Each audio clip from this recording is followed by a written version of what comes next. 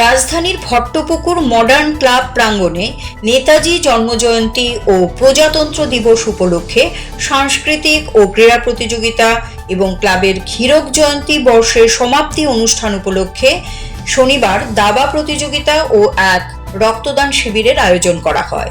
শিবিরের উদ্বোধন করেন সাংসদ রাজীব ভট্টাচার্য। এছাড়াও উপস্থিত ছিলেন কর্পোরেটর অভিজিৎ মল্লিক, শম্পা চৌধুরী সহ অন্যান্যরা।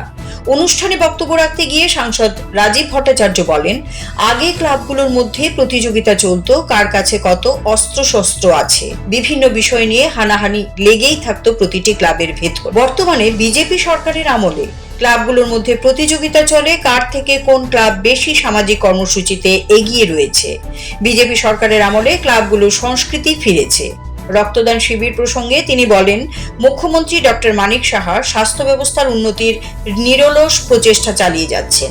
তিনি দাবি করেন, বর্তমানে রাজ্যে কিডনি প্রতিস্থাপনের মতো ব্যবস্থা চালু করা হয়েছে, যার সুফল পাচ্ছে রাজ্যবাসী।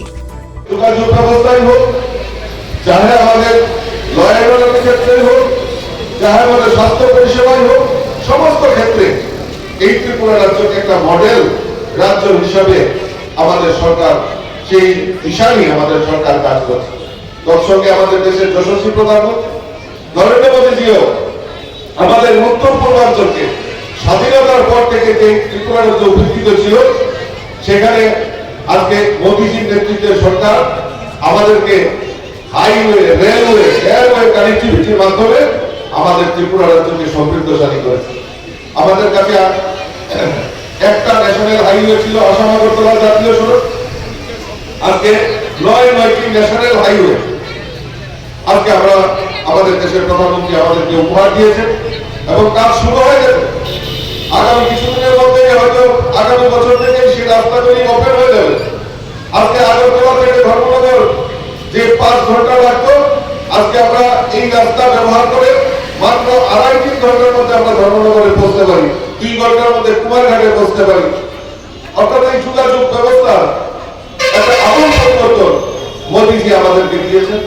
ইন্টারন্যাশনাল এয়ারপোর্ট আজকে আমাদের উত্তর পূর্বাঞ্চলের মধ্যে সবচেয়ে সুন্দর এবং সবচেয়ে বড় এয়ারপোর্ট যদি হয়ে থাকে, তাহলে আগরতলা মহারাজা বিক্রম কিশোর মানিককে নামে উৎসর্গ করা হয়েছে আগরতলা বিমানবন্দর।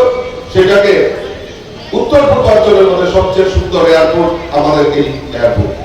আজকে সাবরুম পর্যন্ত আমাদের রেল কানেক্টিভিটি, আগরতলা স্টেশন থেকে ভারতবর্ষের বিভিন্ন প্রান্তে রেল কানেক্টিভিটির যদি ব্যবস্থা করে থাকে আমাদের দেশের প্রধানমন্ত্রী Narendra Modi. CERI TV, channel for news and entertainment.